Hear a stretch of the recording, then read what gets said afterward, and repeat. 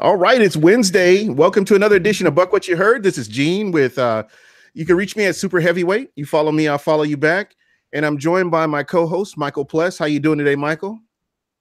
Oh, doing good, Gene. We're closer to football, so getting excited. Bro, I'm excited. I mean, the snaps, just seeing all the pictures, everything on social media, it's exciting. This is a really exciting time, and it's going to build as we get going and get closer and closer to camp. So, our special guest tonight is Trevor Sikkema from Pewter Report. Trevor, thank you for the pictures. All the pictures, all your tweets are greatly appreciated. I can't help myself but refresh my phone at work just to see if you post something else. So. You are greatly appreciated, everything that you're doing.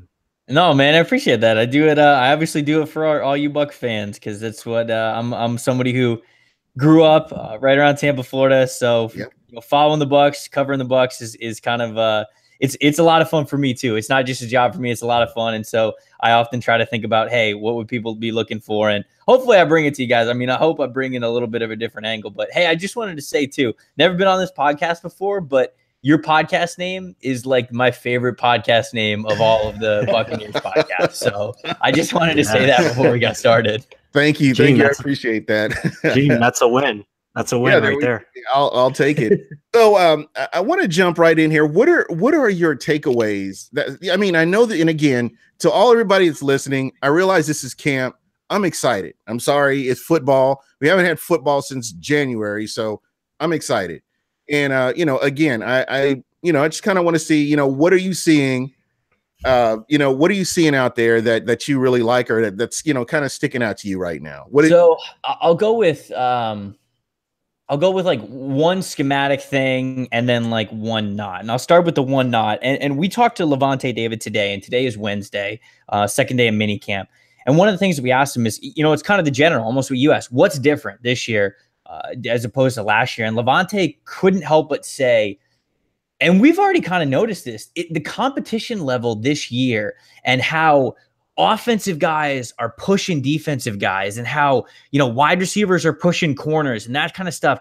We're seeing a lot more of that even early on than I saw almost all of last year, even when the hype was kind of big before the season. And the word that Levante actually used was, it's fun now. Like, it's fun for these guys. It's fun to watch Mike Evans go up against rookie Carlton Davis and Carlton like not back down from him. It's fun to watch. If anybody saw the video replay yesterday on Tuesday, when Chris Godwin caught the touchdown, and then he alley-ooped it to Mike Evans and he kind of dunked it over Justin Evans. That whole thing, that did not exist last year. Like, they were having fun, they were having a good time, but like, this is competition now. Like, Mike Evans was even jawing straight back at Justin Evans. Like, you think you could have blocked that. And it's just like this little stuff we're seeing from the corners, the linebackers. They seem to be, we hear that cliche all the time of iron sharpening iron, and players say it all the time, and they're quote unquote challenging each other in competition. But this year, I actually see it. And so that's probably a big takeaway there. And then another one, they seem to be changing a lot of the schemes of what they're doing. I'm seeing a lot more man coverage from the cornerbacks, more than I saw last year. Mike Smith and the coaching staff, look, man, I get that they didn't have the horses to finish the race, if you will. The roster was not what they thought it was, and they just didn't end up playing to their potential, even the potential that was lower. But no point last year did they try to change up what they originally went into the season with, even when it began to not work. And so this year I was wondering how stubborn the coaching staff was going to be again to that, but it seems like they're not really being stubborn at all. It seems like they truly are, again, another cliche, letting the best players play and letting the system that they're going to run go to the skill sets of their players. So you're seeing a lot more man coverage. You're seeing Justin Evans in single high situations using his athleticism. On the offensive side, you're seeing Deshaun Jackson more in the middle, coming from a slot, having him move, doing things on the inside. And then you're seeing Chris Godwin as a consistent player getting starter reps on the outside. And so those are kind of, when you ask what are my biggest takeaways so far, it's really those two things. I think it's the competitive level between this team that's kind of pushing each other, and then the placement of these players it's definitely I don't know. I don't know if I want to say night and day, because like you said, we haven't exactly been playing with pads on yet, so we have yet to see it. But they're moving in the right direction, I think, in both those areas. Yeah, most definitely. I have one big question for you. If you compare last season with the hype train, with Hard Knocks, and everything that was going on, the expectations from all of the different pundits from all over, and you compare that to this season where they seem to be a little bit more relaxed. They don't have the weight on their shoulders. They seem to be playing relaxed. I mean, just based on what I'm seeing, a lot more relaxed than what you saw last year, and it's allowing them to have fun. Do you think that maybe they put too much on them, or they put too much on themselves last season and really didn't get to enjoy the game like they should? Yeah, and Levante said this a little bit too earlier today. They just bought in. They bought into the hype. They thought, hey, the national media guys, they think we're good, so we must be good. And he said, one of the lines he said is, we were too busy listening to people on the outside and we weren't looking in the mirror. And I think that goes into what you were saying, them buying into the hype last year, them being a dark horse to make the playoffs. And listen, I'm trying to tell people this now. Yeah, they're kind of going under the radar because last year they fell through the floor, and it's kind of like, oh, same old Bucks. But this team, talent-wise, leaps and bounds better than last year. And I'm not even talking about in hindsight. Like, I'm talking about if you would have taken what we thought of the Bucks last year and the squad that they had last year, even in the preseason, and go up against the talent and the roster that they have this year, it's no question the one that this year is better. So they're under the radar, but they're the better team. They have the tougher schedule, so who knows how that's going to result. But yeah, to answer your question, I think it is a little bit different. I think they're taking it. The attitude they have towards the national media is a little bit different, and I think they truly are. Again, we hear players say all the time, like, we block that stuff out. We don't try to listen to that stuff. Well, no, they listened to it last year. And I think this year they're doing a lot more of that, looking in the mirror part and making sure that they're better on their own. Yeah. The play reaction. Somebody in the chat was saying last year was good for them because it humbled them. And I have to agree with that. I mean, that was a reality check that they needed. And I think that was for everybody from the general manager on down. And I look at, like you said, if they are making these changes, if they are making adjustments, that's what needed to happen. And, not just sticking with the same thing, even though it's not working. There were times where I was like, are they going to make adjustments? And the adjustments never came. Yeah. I guess a lot of these guys, and I don't know what the story is, if they are actually playing for their jobs, or the coaching staff is this is their chance. If they blow this, then we're looking at them out the door. Is there any sense of that right now? I don't know. I think it's human nature to know that in the back of your mind you're on the hot seat. I think you have to know that when you're not getting the job done, that you could be fired at any time. It's kind of we tend to think that football, whether you're players or coaches or front office people, sometimes we treat them different than anything in the real world. But in this instance, if you don't get the job done, they're going to find somebody who can, and that's just, I think that's the way that it goes. And I don't know if it's a back against the wall mentality, but I definitely do think that they know in the back of their mind, hey, we've got to have a good year. I'm going to be out of here. I think Cutter knows that. I think Mike Smith knows that. I think Jason Light's kind of safe because he's had some pretty good drafts the last 2 years. But a lot of this coaching staff, man, they are coaching for their jobs, whether they're thinking about that on the forefront of their mind or on the back burner of their mind. It's in there somewhere. They know it. They're not stupid. They know that 5-11 ain't going to cut it. They know that going out and getting all these big name free agents and hitting home runs in the draft, not producing wins, if you can't get it, they're going to find somebody who can. So I think that's probably the mindset there. All right. Plus, did you have any questions? I'm going to jump in here. Well, I just want to touch on, I think, accountability has been the big keyword so far as what I picked up. And it looks like, the guys are starting to do that. You hear Quan Alexander earlier this offseason talk about accountability and guys communicating a lot more. Trevor, I don't know if you notice this as well, as just the communication level is just more amped up to say the least. Sure. And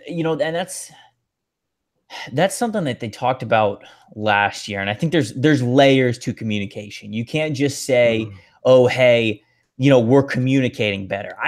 Because you making call outs on the field, that's not the entirety of communication. Okay. Communicate when we're talking about a team gelling together, doing what they need to do. Communication isn't just on the field like before plays. Communication also happens in the locker room. It happens when these guys go home. It happens like texting each other and hanging out, and like like communication as a football team truly is a bond, and it doesn't stop when you get off the football field. It's a comfort zone. Yeah, no, absolutely. And so I think that when we talk a lot about communication, people think that it's just, signals and knowing the playbook and knowing assignments, but it's a lot more than that. And I think to your question, or to your point, it is a little bit better, because and I think the way that I see it so far is that these guys are seeming very relaxed in what they do, but it's almost like maybe not relaxed. Relaxed might think, maybe it's like a calming thing, because they're communicating better, and yet the trash talking is up. You know what I'm saying? And like the different audibles and things are up. And so it's not like they're being less quiet, or they don't have to communicate here and there. Like, it's just a different kind. And so that is something that they talked about a lot last year, is this communication, year 2 in a Mike Smith defense, year 2 in a Cutter offense, whatever, blah, blah, blah. And they talked about the communication was better. Clearly it wasn't. I mean, there's no way around it. It was not. And this year, it does seem a little bit different. And it's tough for me, obviously, as a reporter, because I'm not a player. I'm just there on the sideline. I don't get too close of interaction. I don't have these guys bugged and wired where I can go home and play the secret tapes or anything. But you can tell that running around the field, they do just seem a little bit different, at least so far. You hope it continues. You hope it builds. Yeah, that's a huge thing for me. And another question I have, because I know that I'm not sure how long you can stay on, but you're welcome to stay on as long as you want. The rookies. Mm-hmm. Which rookies have really stood out to you, or have you seen anybody because last year, and I kind of backtrack a little bit. Last year when Chris Godwin came in, the one thing that really stood out to me out of everything that I heard in camp was that Dirk Cutter would say he's prepared. Mm-hmm. And that really stuck out to me, because that means that he's not really having to do a whole lot with Godwin. And Dirk Cutter was just real happy, and he was pleased with what he was trying to do and how he was learning. And I was just wondering, is there anybody that you're seeing that looks prepared, that looks like they're comfortable out there, where they feel like, they look like they belong out there? I guess. Sure. I wouldn't say to Chris Godwin's level, but I don't want anybody thinking that doesn't mean some of these rookies are going to make an impact, because I do think it's a little bit different, because Godwin looks super lost in the rookie minicamp. And then when OTAs and training camp came around, it was like, like you said, it was a whole different level. It was almost like they could have had that guy taking starter reps and he'd know what he was doing. And so, I mean, I'll just run down some of the rookies quick and highlight them a little bit. Carlton Davis, obviously the guy who people have talked about. He's the guy who has a chance to have a starting role on the outside. The length, the press coverage ability, the attitude that he has is very different than the corners that they've had in the past. And it's good. And I think it's elevating other people's levels too. But when, I do want, we'll see in training camp, but I want people to kind of pump the brakes a little bit on Carlton Davis, because yes, you're excited about what he can be. When you play press man corner, it takes a lot longer to be ready, and you're probably going to take your lumps against a lot of receivers. And so even though that he might be progressing, he's a good guy to have on the roster. We're glad that he's there, or I'm sure they're glad he's there. You just I don't want people thinking, oh, wow, if he doesn't he's got to start week 1 or something like that. He's doing fine. The other cornerback, MJ Stewart, hasn't made as many highlights, say like in videos or recaps. But one thing I've noticed about MJ Stewart that I really like, he had a really rough rookie minicamp. Then he came back in OTAs. He did a little bit better. He was, he had some plays made against him. But then he also had a couple of good plays, and he's brought that mentality also into minicamp in the last 2 days. He'll have a couple of plays, like for example, today, beautiful fade pass right over him. Freddie Martino caught it on the sideline. He got burnt, gave up the catch. Later in the day, about 30 minutes later, he almost had a diving interception. I think it was against Martino again. And so That's what I think you want to see as a rookie, especially in a corner, is you want them to be able to take their lumps and not get really down about it. That's one thing about Hargraves that kind of stuck out, is that he struggled as much as he did, and then he just kind of got down on himself. I don't know if he thought like, man, I was a first round pick, I got to be better than this or something, but he just got really down on himself, and you can't do that as a corner. And I think that MJ Stewart is really having that short-term memory, that stuff that we like to hear about cornerbacks, where you have a play go against you. Hey, you know what? I'll get him next time. And you truly believe that. And you go out and you play with confidence and you do all that. So I do like the cornerback selections. What Jordan Whitehead, the safety, really the first time we've been able to see him is here in the mini camp, because he had a minor hamstring injury. He actually made a really good play today, so that was good to see. He's getting in the action. I think he's playing with the second and third teams a little bit. Ronald Jones, the guy that I'm sure a lot of people want to know about because he could have potentially be a starting running back on this team. He's not going to take carries from Peyton Barber, I think, early on, but it is clear that he is the most dynamic running back there. So whenever he can get the playbook down, whenever he can understand when he needs to get on the field, they're going to put this guy in the field. And then obviously Vita Vea. Vita, people are gonna be, I hope they don't hamper onto this too much, but because he was the first round pick, and that's the people are going to freak out like, oh, he should be the best one, or he should have the most playing time right away, or production. It's going to be a little bit of a learning curve for Vita, because he was so different at Washington. You know, they were playing 3 down linemen, and they were using Vita Vea so weird at Washington. Like, he'd line up at like left defensive end sometimes, and they'd have this dude stunt like from the left side of the line all the way to the right side of the line, just to confuse the crap out of the O-line, because their assignment was to double this guy, and when he runs stunts. So they're basically teaching him a lot of from the ground up stuff. Buckner is doing a great job. Brenson Buckner, defensive line coach, he is making sure that Vita Vea is going to be the best player he can be. Now, I don't know if that's going to come out week 1. I don't know if it's going to be mid-season. I don't know when it's going to be. But I know that they're pushing him, and I know that he's kind of taking his lumps already in practice. And so we're going to see how quickly he progresses there.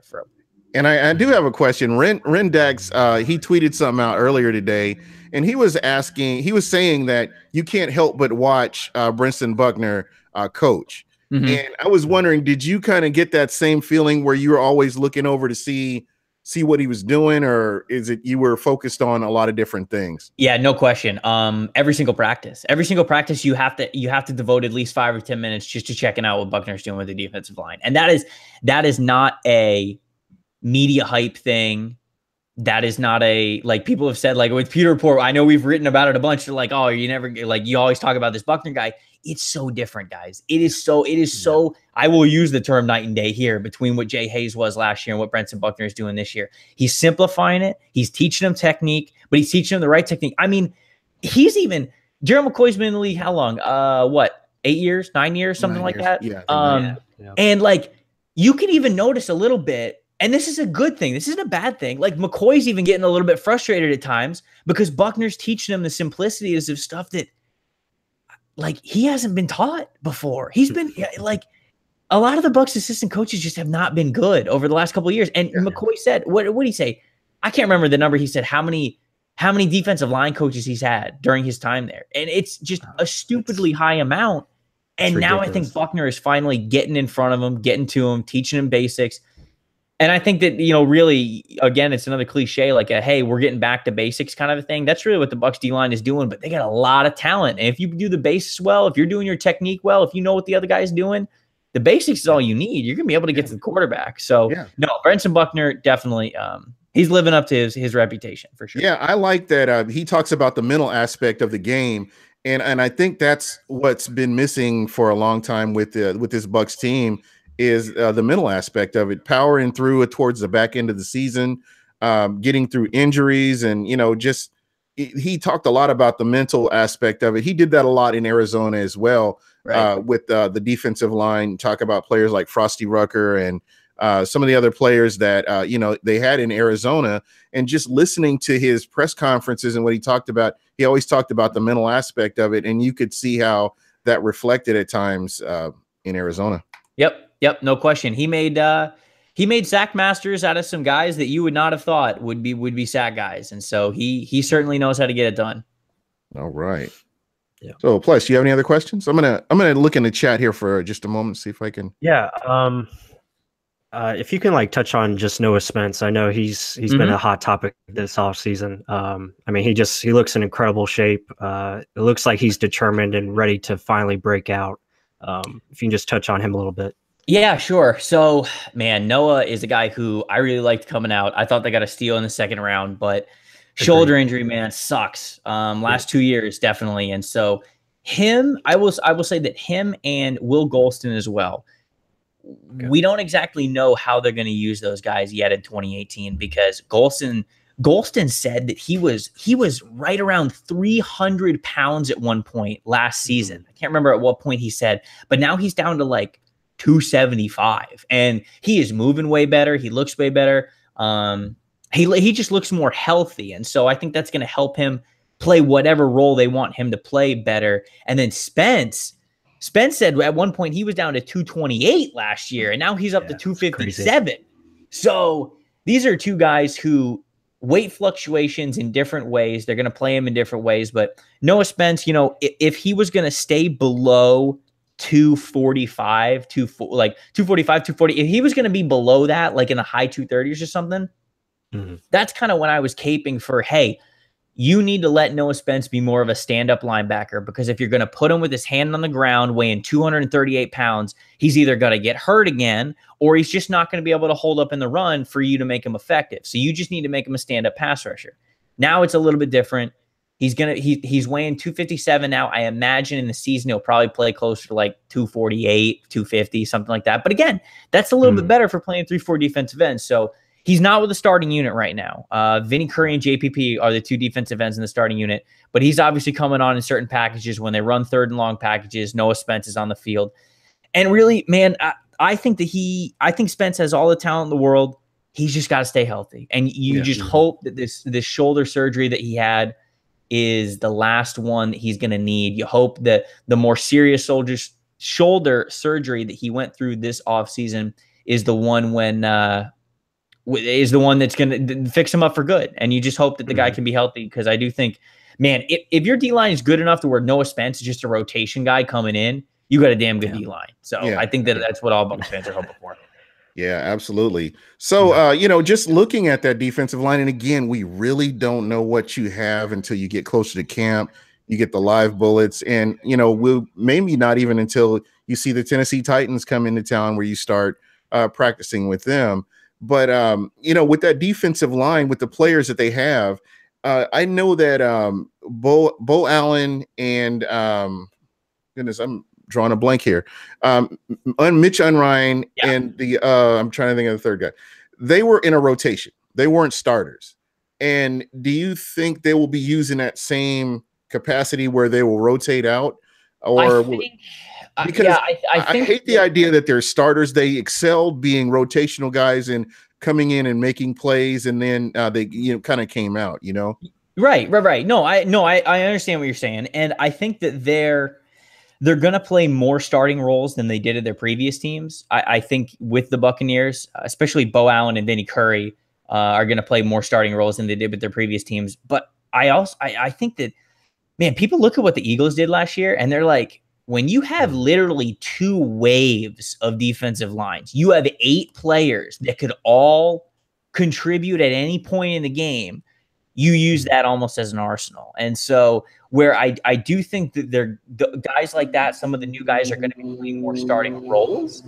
I think the rotation is going to be decently heavy this year, and you hope that it's going to be decently heavy in a good way, right? So you want the guys that you're starting from snap one in the first quarter, you want them to be able to be fresher than that offensive line come late in the fourth quarter, early in the fourth quarter, whatever it is. I think that there is a game plan that the Eagles showed us last year of a way to be able to do that. Now, they were Super Bowl champions, okay? Like, that roster, tough to come by. I'm not necessarily comparing right now the Bucs D-line to the Eagles D-line last year. They got a lot of work to go, but you can kind of see that they're following that blueprint. Jason Light looked at last season, and you can tell he kind of said, I'm never dealing with that again. I'm never dealing with the fact that even like 1 or 2 injuries, I'm looking at a defensive line of 2 guys that shouldn't even be on an NFL team. You know what I'm saying? So he made sure to make that pretty deep, give them all the options they needed, because we know injuries happen too. So if you got depth for injuries. And if not, then you're just hopefully throwing waves of pass rushers at offensive lines. Yeah, it's interesting that you say that, because I look back when Vincent Jackson was hurt, and it was just Mike Evans, and you had I'm just drawing a blank. I don't know what's wrong with me tonight, but but you know what I mean. They didn't have you didn't have top tier. You had one guy, and then there was a steep drop off for your second wide receiver. We saw that he addressed that got addressed, and he's continually doing that. Last season, going into the season, you had Jacquez Smith was the supposed end on one side, and you had Noah Spence on the other side, and they both Jacquez Smith never really materialized, and Noah Spence ended up getting injured. So it was just like you're stuck with this patchwork line. And what they've been able to do in the offseason, on paper, it looks like they've addressed a lot of that. Right. And I mean, when you look at this Bucs team, and I think even last year, a reason why they had a lot of hype is because the roster was deep, the roster was talented. And like I said, this year it's even more talented. But talk is cheap in that regard. They've obviously got to be able to put it together. And you need a little luck too, right? I mean, got to get that ball to bounce the right way. Right. I mean, you need the balls to bounce the right way. You need guys to show up here and there. And two, health, man. So many injuries in football are just like, hey, you went for the ball, like your hand went a different way, and all of a sudden, boom, you break your wrist, you're out.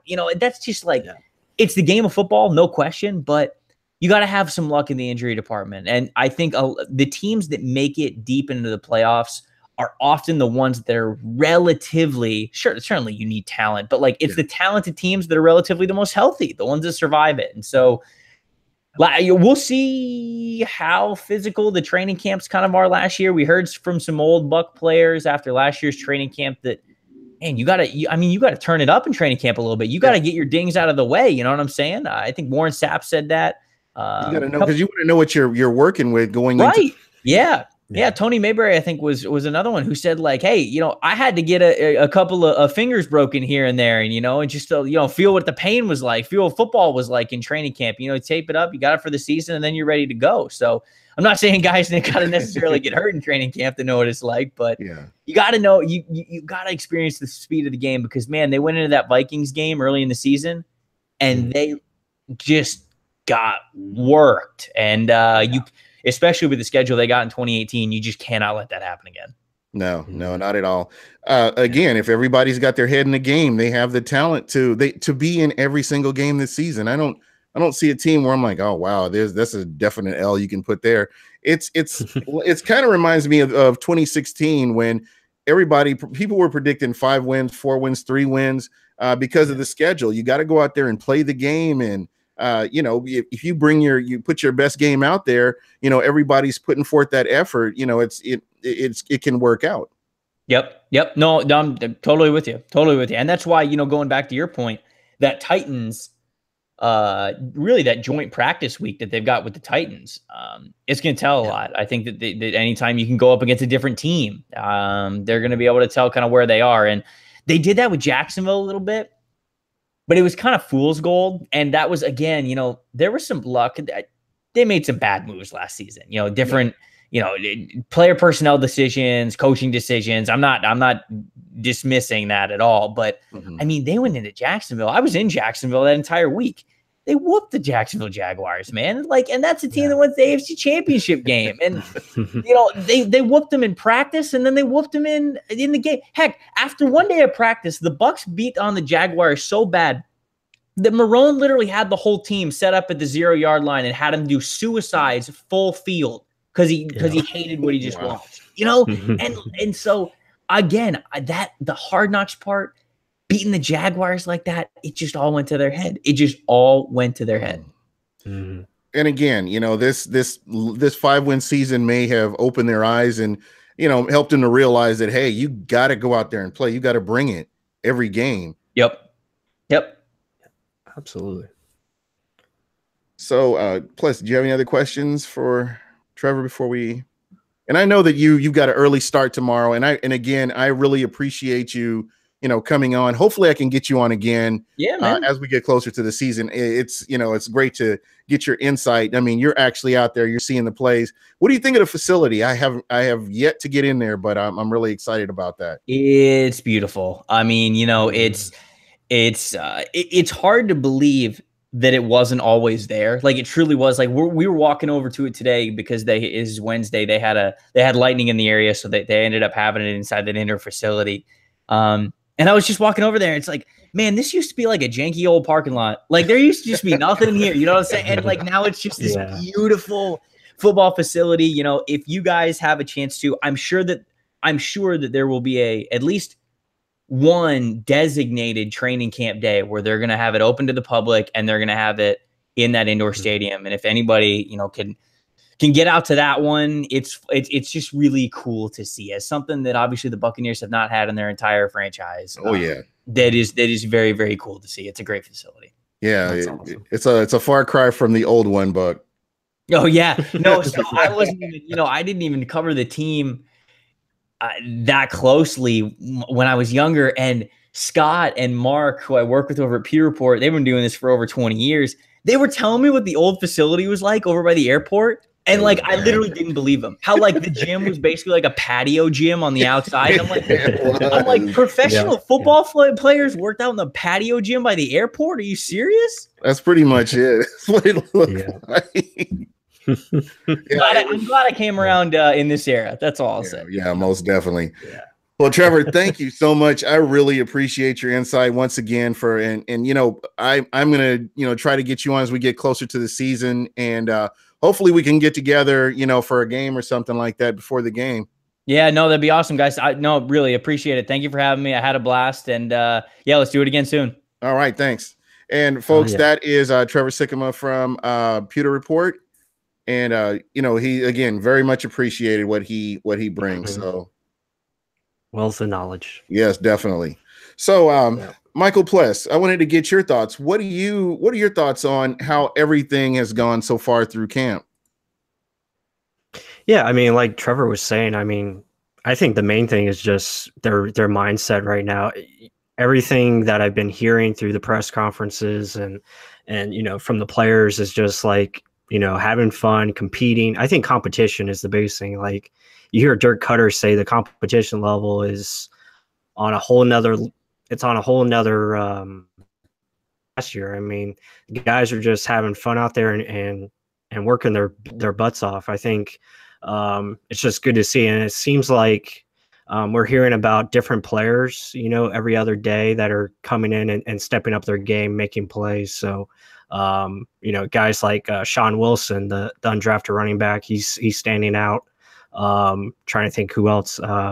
Boozer, I think is his name. I forget his first name, but he's the offensive tackle. He's making plays. So there's just guys that are, providing competition, and you can see it's raising everybody's game. So I like that. And then and Coach Buckner, what he's doing with Vita Vea and Noah Spence and all these guys, and just preaching, go out there and beat your man, beat the guy in front of you. I think that's something that this team has needed for a long time. I think it was just too much of, hey, let's try to do stunts. Let's try to do this, just go whip the other guy's ass. I mean, that's what you're paid to do. Yep. And that's what you're going to need that this year, considering who all looking at the Bucs schedule, you're definitely going to need that kind of attitude. It's going to definitely be tough. Again, he made a really good point about the rookies, and you kind of lower your expectations a little bit, and let's see how they progress throughout camp. They may come on, during camp, or they may not. But again, they are rookies, and just coming in. And I agree with what Trevor said about Vita Vea. I don't think he's going to put up great numbers this year. I don't expect him to be the best rookie, but from my standpoint, I think that guy's just going to make everyone else around him, just because of his presence. He's going to make those guys better. I think his impact is just going to come from his size and what he brings as far as his pure strength. Again, he's probably going to be still very raw.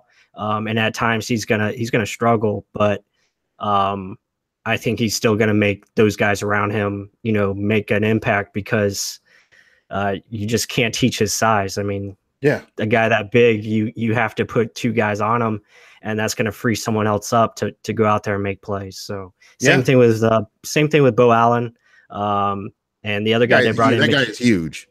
Yeah, I mean him and Mitch Unrein even. I mean, those guys are going to make Vinny Curry and JPP and Noah Spence, all those guys look good. And if Will Golston is back to 2016 form, you got a scary D line for sure. I mean, the unit's going to be stronger. So that's exciting. Yeah.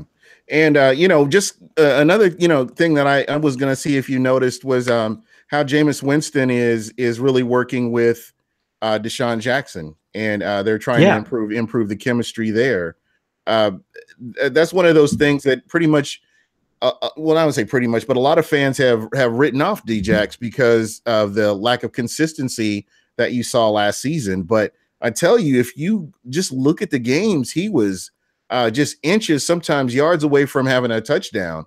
And, just having that kind of breakaway speed to where he left a lot of touchdowns and yards on the field because of whether it's the chemistry and accuracy or just what have you. There's, this guy, I'm glad he's here. And, I think he's definitely going to play a big part with this offense. Yeah, I mean, it's crazy. I mean, if you look at last year and the Bucs hit, let's say they hit on 25% of the plays that Deshaun Jackson was just open, like downfield open, 25%. That's not even half. The Bucs probably win. I would say you probably give him at least 3 more wins. I mean, just the amount of plays that he made. I can remember games where we lost because, we just didn't hit on it. And if you hit on those plays, I mean, it's different ball games in each and every one of them. So I like how they're using him so far. I like that they're using him in the slot. I like that they're trying to find ways to get him open even more. And I think him and Jameis are starting to bond, and you can see the chemistry is coming.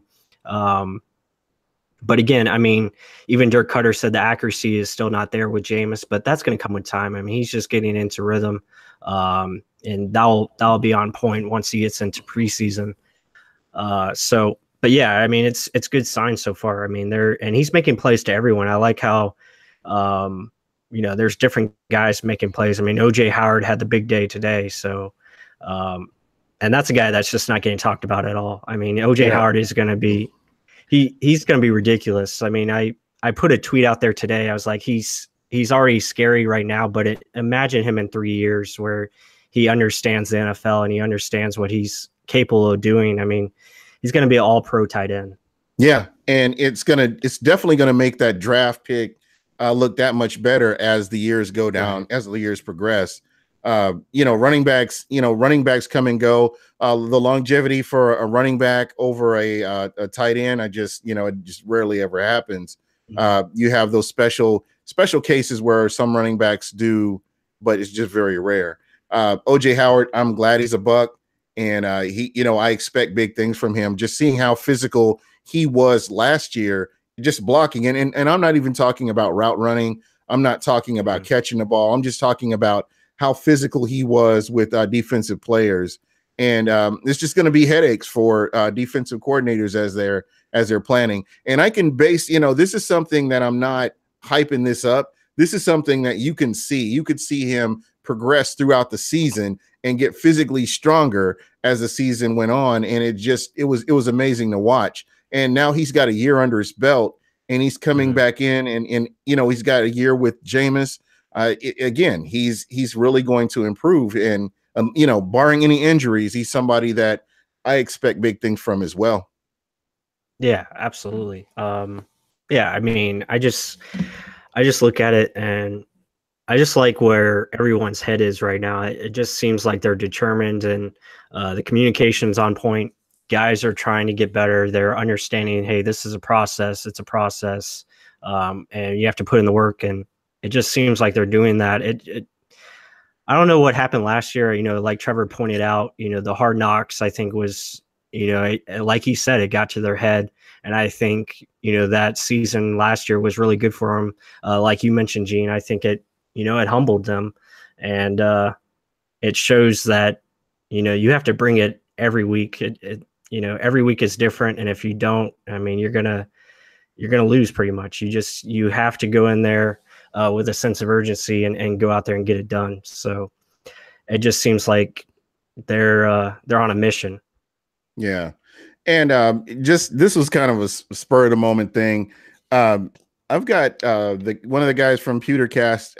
He's going to jump on because he was at practice as well, and I definitely wanted to get his perspective on some things. So we have a few minutes here, and it would be really cool to kind of get his thoughts on what he was seeing as well.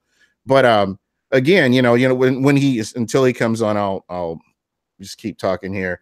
But you were talking about OJ Howard and Cameron Brate. Cameron Brate's looking just like he normally does. I mean, he's coming in and playing consistently.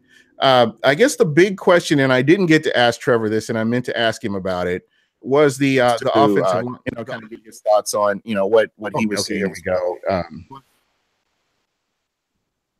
I got Brent. Hey Brent, how you doing? What's up, Brent? Let me get you on here. How's life? Not too bad. Not too bad. I was actually listening to your show on another feed. I had to turn that off because I was doubling it up here. So. All right, let me get you on here. So you were at camp. I want to kind of get some of your thoughts on it. What do you think so far? I got to tell you, if you've listened to our show over at the Pewter Cast, you will know that I have been saying for a while now that I am kind of reserving all judgment until like week 6 of the season. Yeah, I gave that up last week myself. No, I get that. I 100% get that. And, to be fair and to be clear, what I mean by that is I'm waiting until week 6 to judge the quality of our offseason moves, to judge the quality of our acquisitions, judge the quality of our draft picks and those guys. What I'm not waiting till week 6 for, and what yesterday really got me hyped up for and emphasized for me, man, I'm stinking excited for football. You know what I mean? Exactly. Like, I'm so excited for football. And I'm kind of pissed that we're still like 2 or 3 months out from actually playing meaningful football. But, man, it was just great. It was great to be there with the organization. It was great to be there at the practice fields. It was great to, be within an arm's reach of the players and just kind of see them and, to get to just kind of mill around, talk to a lot of the various media guys, get to observe and actually see what's happening. It was great, man. It was just a good time. All the way of getting to be out there. So, it's hard because this is the only thing that I have actually been to as far as this offseason. Like I wasn't around for rookie mini camp or I wasn't around for any of the OTAs. So I don't have a comparative experience for this year yet, Yeah. I can confirm, and you've heard lots of the players saying this in their press conferences. I think you've heard, I think Trevor actually was just saying it on your show. Maybe when it first popped in, there just seems to be a different energy, like a palpative different energy this year. And it's 100% true. And you can't explain it. It's just something that's in the air. And, guys are flying to the ball. One thing I noticed, and I'm sorry, I've just got all these thoughts in my head. One thing I've noticed is, you remember the big problem last year with the offense? Like they could move the ball at will between the 20s. This is when they got in the red zone. Everything fizzled out. Last 2 years. That's not the case. This is, at least in the one day that I saw in the videos that I've continued to see, that's not been the case. They were getting in the end zone. Yeah. Compare that to the defense was also making stops. Like, so it was good. I enjoyed, enjoyed getting to watch it, enjoyed getting to see it. So, fun times all around, man. I'm just excited for football. I really am. Yeah, definitely. And I think that's where a lot of that's where my head is at, is that we're talking football. We're talking snaps. We're talking touchdowns. We're talking interceptions. We're talking strip fumbles. I think Vernon Hargraves got a strip fumble and Conte picked it up and ran it back. So, again, this is just about football. This isn't like we're predicting that what the Bucks are going to do. Is just the fact that we're at camp. That's exciting, and we're getting closer to regular camp, and then we get to have the Tennessee Titans come in, as I talked with Trevor about, which I'm really looking forward to more than anything. Just seeing how they do, against another team. They'll finally get to hit another team. So, yeah, and I got to tell you, as far as the hitting goes, they're in a little bit of a way. They are kind of hitting a different team right now, in that the offensive line has changed so much, and the defensive line, outside of a handful of people, is completely rebuilt. These are all new guys. And I don't know if you've seen it in the video. Yes, this is underwear football. They're just in shorts. 3/4 of the time, they're not even wearing helmets. They take their helmets off and they're just kind of walking through it. But man, let me tell you what, these guys, they're pushing each other around. They may not be full on hitting, they may not be full on tackling, but these guys are they're getting handsy with each other. And in fact, I wish I had a video of it, guys. I don't know that anyone else saw it. Anyone else of note, anyway, I should say. But yesterday there was one play, and I'm going to say that this is underwear football. This was one play, but Ryan Jensen manhandled Vita Vea. I mean, Vita Vea needed to call up the special victims unit for what Ryan Jensen did to him. You know what I mean? Like, it was vicious, vicious, and I loved watching it. And I felt a little bad for Vita Vea, I got to tell you. But it was, these guys aren't playing around. They're not trying to hurt each other right now. But there's one of the storylines, I guess, or whatever from last year was how soft training camp was. And, one of the things we kind of picked up from Dirk Cutter from the press conference he had, or the breakfast he had with the press guys at, what was that, the owners meeting. And he's like, look, we're not changing training camp. And so, here we go. It's going to be another soft training camp. Nah, soft might not be the right word to describe this one. This may not be a hard hitting training camp. I don't anticipate this being a soft training camp though. Right. Well, that's something to look forward to. And, good news too. Go ahead, Plus. I'm sorry. Yeah, I was just going to say, it just seems like they have their edge back. I mean, it seemed last year they lost that for whatever reason. They had it for that brief moment in 2016 when they went on that run, but it just seemed like it vanished for no reason. And it seems like with the additions they made, getting more tougher personnel in here, guys like Jensen, like you said, and guys like Vinny Curry and JPP, it just seems like that edge is back. Even with the secondary, with Carlton Davis added and MJ Stewart, it seems like that was the mindset of Jason Light. We got to get some feisty guys in here and get back and bring that toughness. Yeah. And here's the thing. Do you guys remember that video that Light came out with to the fans, to us as fans, back in February, maybe January, February, maybe March. It might be right about the time they were doing the whole ticket thing where they upped the prices if you didn't get your tickets before a certain time. And his video said, he's like, look, we're well aware of what happened last year, and we know what we need to do to fix it this year. And that's all he said. And we're all sitting back going, all right, Light, what? Tell us, what do you really got to do? What do you got to do? You know what? This is what he had to do. They had to get tougher. And, Plus, you're absolutely right. That's exactly what they're doing, is getting tougher. And I have to, there's a question in the chat. Did you see anything with Todd Monken being more interactive with the offense? I did not notice it. I saw Todd Monken. He was one of the first coaches out. I'll tell you that, as they were heading out to practice. I was not watching for Monken to see exactly what he was doing. The coach that was closest to me that I saw most often actually was Mike Smith. I tell you, a coach that was fun to watch outside of Brinson Buckner, Skylar Fulton is his name. I think receivers coach. Skylar Fulton. Man, that guy's a firecracker. And he's literally running into the middle of the play. Like while the whistle is still echoing, he's already in the middle. He was a fun guy to watch. I didn't notice Monken though. And that's not to say he wasn't doing anything. It's just, I was talking to different people and had my eyes elsewhere. So Maybe he just wasn't really doing much. I don't know. That's a good question.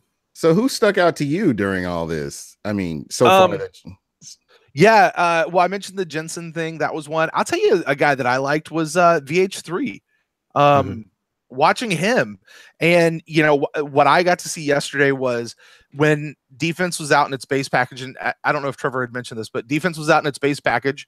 Vernon was the outside guy, and Ren had pointed out to me yesterday that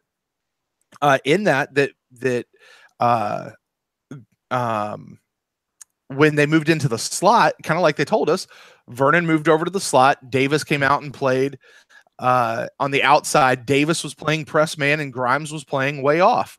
And but I was just watching VH3.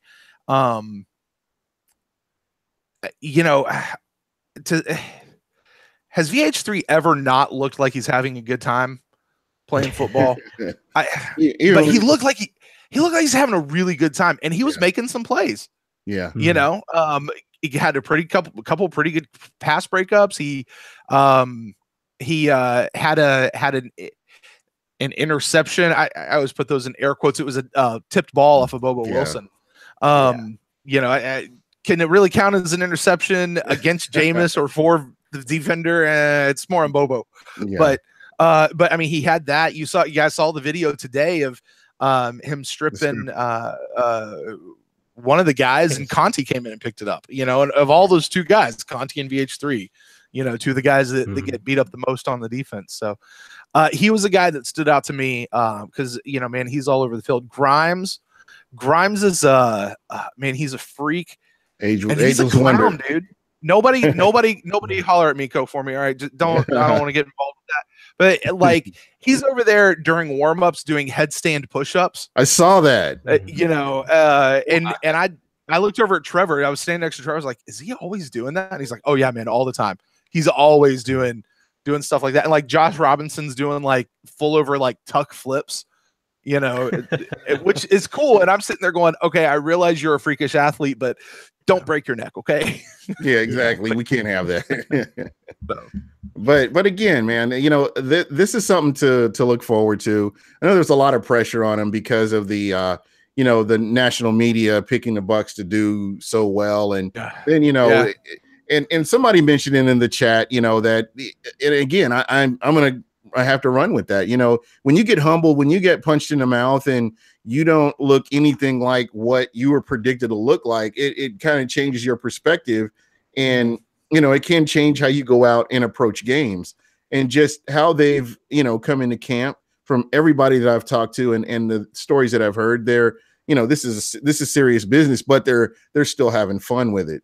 So it's kind of a different, I don't know. It just seems like it was just last season was weird.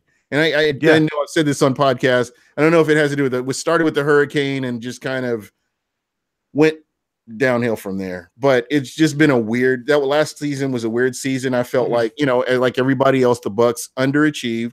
And, there's so much more they could have done from the general manager on down, everybody. There's enough blame to go around for everybody. But, it seems like they're banding together. You see more, community events where the guys are coming together. Jameis had his camp, and he had a lot of the guys there. You have guys that are normally practicing somewhere else, and they're in Tampa. They're all in. So there's something something that I find interesting, and just because it's been a storyline here lately, is JPP was out basically out of all OTAs. Oh, don't get me started on that. Now, but here's the thing. Last year, Deshaun Jackson was out for most of OTAs. In fact, I don't know that he showed up for one. And there's a little bit of was Deshaun Jackson not being in OTAs? Did that affect anything going on into the season, especially when you get into the deep in the season? Like really him not showing up for OTAs affected us in week 9, 10, 11, and 12. Out through 16. It's hard to make that case. And Deshaun has his own training regimen, and that's what he's out there doing. And JPP, Also out there, he's taking care of whatever he's got to take care of. The reason he gave was it had to do with family. And, I don't know when his kid got out of school up in Jersey, but I mean, I kind of buy it, but whatever. If you go back and to this point, if you go back to 2016, JPP wasn't in OTAs. So, whatever. Okay. And he's been fine. Yeah. He's a professional. He's a professional. And, it's just like, I feel like, this defense, he can come in and he can pick it up. He's been in the league as long as he has. So, yeah. And, to the point that I was going to say was, last year we saw Deshaun Jackson out quite a bit, had an okay year, certainly didn't impress like he should have. This year we saw him around a little bit more. JPP wasn't around. Is history going to repeat itself? That's a question mark that I have. But JPP, and honestly, Deshaun Jackson was too, but JPP is an elite talent and he's a professional and this is what he does. So, I think this is the first time in JPP's career he'll be with a new team, learning a new system with new language. So you miss OTAs with a system and a team that you're familiar with. That might be a little bit different than being with a new team, but I don't know.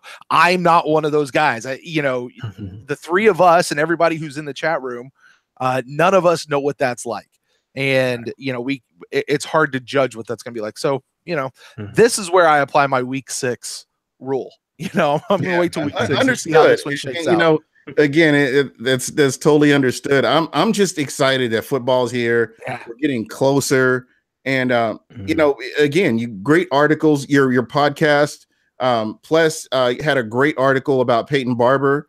Oh, he did. I saw that. That was good. Yeah, good work. And I'm telling you what, man, that's a guy that fans should look at.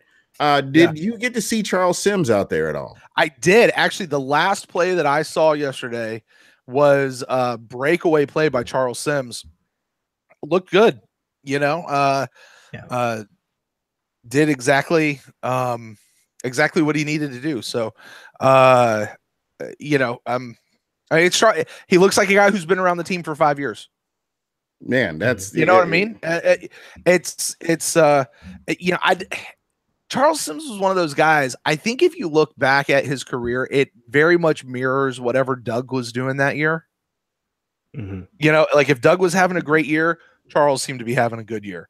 If Doug was having a down year, Charles seemed to be having a down year. Is that fair? Does that ring true? I mean, I'm just kind of in the back of my head. That sort of seems to be about true to me.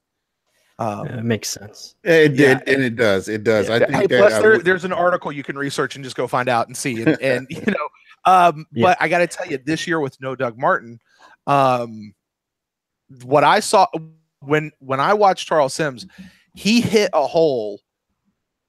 And it could be just because I was, 20 feet away from him at the time, maybe 30.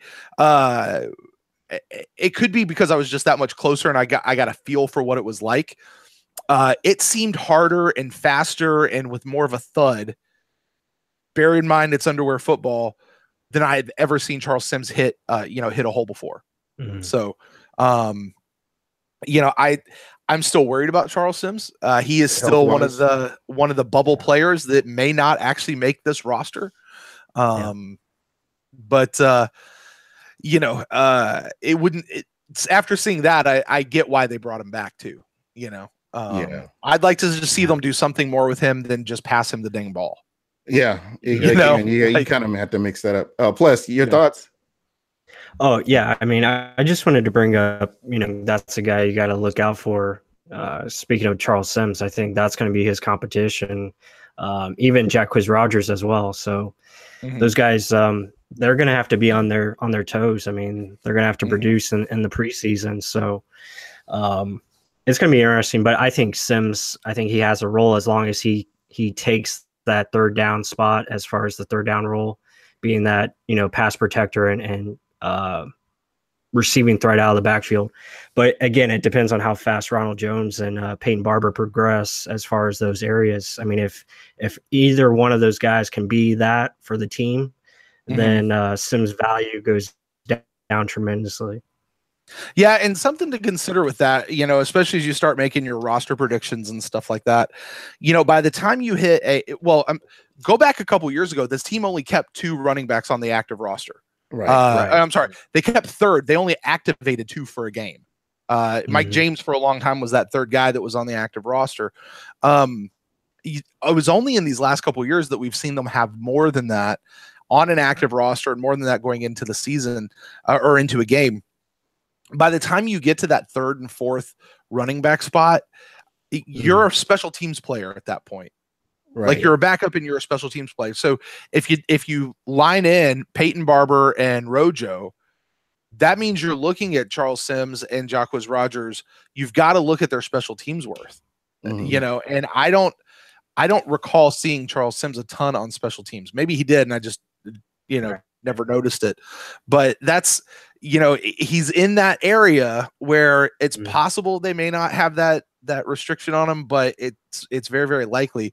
And when you look at a guy like who's this kid they like a whole lot, Sean Wilson. Yeah, Sean Wilson. Yep. I didn't personally notice him yesterday, but the video and stuff, I think he might have showed up a little bit more today than he did yesterday. As Trevor was talking to me yesterday, I think he might have even said it on his podcast as well. This is going to be a guy that if he flashes in camp or flashes during the preseason games, he's not going to make it on a practice squad roster. Right. He's going to get eaten up by another team. And, this is what we saw happen with Anthony Auclair and Luke Stalker last year. Auclair didn't necessarily beat out Luke Stalker. It's just they were scared they were going to lose him, and Luke Stalker was old. Like, that's all it was. They had to protect him somehow, and Luke Stalker was the guy. Yeah, so that makes perfect sense. Last question for you. The kicking game. I know it's something that we haven't really talked a lot about, but there's a young kid out there that I guess from everything I read, he looked pretty good. Trevor Moore. Yeah. We signed Chandler Catanzaro to a 3-year deal, several $million. Like, ostensibly, this is the guy who's our kicker. Trevor Moore is a camp leg. Okay. Trevor Moore went 5 for 5 yesterday. Catanzaro went 4 for 5. He nailed one off the upright though. And there was one point I was actually talking to Scott Smith, and he was looking over at the field that had the skinny post on it, and he was like, you know what? I think Catanzaro's over there trying to purposely hit the upright. Now that was the skinny post, not the regular ones. And he's just like, man, it's amazing what kickers will do to entertain themselves while everybody else is practicing. But the guys at Pewter Report tweeted out like, oh, the kicker battle, 4 for 5 and 5 for 5 between these two. And I'm like, come on now, really? Is it a battle? Trevor Moore, I just don't think it's a battle. That's my take on it. This, I don't care how well he does. Investment to pay that kind of money to bring him in. Yeah. I mean, you give it the caveat, like if Catanzaro goes out there and sucks, under they pressure, may rescind his contract or whatever they got to do and give something to the Moore kid. But it's gonna be, it's gonna be pretty. It's gonna take a lot to unseat Catanzaro. So it's basically Catanzaro's job to lose. Yeah. So, and I don't know. I don't have his contract numbers pulled up. I don't know what was guaranteed and when the Bucks can get out of it without, much cap hit and stuff like that. So, and here's the deal. If Trevor Moore truly is that significantly better of a kicker than Catanzaro, I don't care how much money it cost him. I think Jason Light will, and should do the right thing. And letting him go and, going with this Moore kid, but let's put it this way. It's not a battle that I'm watching. Yeah. Okay. That's so it's not. I'm just, that was kind of what I was getting to right there. and by the way, I mean, to that point, when the kickers came on at practice yesterday, I remember last year with Folk and Aguayo, when they came on, it was like the wind kind of got like everybody was just eyes on, focused on these guys. Nobody was breathing while the kicks were in the air. Like, this year, like I don't want to say nobody was watching, but people were far less into it. Like it was just like, oh yeah, he kicked it. Oh, like we were more interested to see if they were going to kick it past the net that's behind the goalpost, and if he could hit the building, or if he was going to hit the little girl running the camera cart. That was way more fun to watch than just did he make the shot. All right. So before we roll out of here, I really want to get your thoughts on what camp battles are you looking forward to? And I've asked everybody that's come on, and I really am interested to see what camp battles, just based on what you've seen so far, and when you really drill down into it and you're getting closer to shortening that roster, what battles are you looking for? I'm looking for the right side of the line. And we'll see once J.R. Sweezy gets back. Apparently he's supposed to be close. But I want to see what they're going to do. The right side of the line still scares me a little bit for this team. We went out, we got Jensen. That's great. Allie's moving over to the left guard. Donovan's going to be back. And I think Allie being next to Donovan is just going to be fantastic. The left side of the line seems fine to me. DeMar Dotson, if he comes back and he has a good year this year, like he did last year, awesome. You still have that right guard spot. So is that a Caleb Beninock? Is it maybe one of these other guys, or is it a J.R. Sweezy? I don't know. So that's something that I'm definitely watching. All right. Is that one. I'm also watching the running back spot because as we just discussed, Charles Sims and Jacquizz Rodgers, I think there's a strong possibility they may not make this roster. So I'm kind of just curious, because that would be these guys are veterans with the Buccaneers at this point. I'm interested to see if they get unseated. And then I'm also watching the safety deal. What's that kid? Is he a safety or a cornerback? The Igwu-Buke. Igwu-Buke. Yeah. Northwestern. Yeah, safety, right? Yes. So he's just a name that has kind of popped up. So that's one that I've been watching a little bit to see. I know my co-host Ren, I think, had mentioned Josh Brown actually might need to not Josh Brown, Josh Robinson might need to watch his back as far as what are you going to contribute, because apparently some of these new wide receivers, I know Robinson's a cornerback, but some of these wide receivers, when you start talking about roster spots and stuff, and what, Josh Robinson's the gunner, right? Well, we've got some other gunners that just happen to play wide receiver. So, Watson. So, those are a couple ones. I'll tell you which ones I'm not watching. I'm not watching anything on the defensive line because I just don't think there's a battle there. We have 8 guys. There might be a 9th possibly, but that's not a battle. Those are just the guys we're going to go in the season with. The guys at linebacker, I'm not watching those guys at all. The quarterback competition. Now, quarterback is actually, that's an interesting one to me, because the question is are we going to go yet again with a third quarterback on this roster?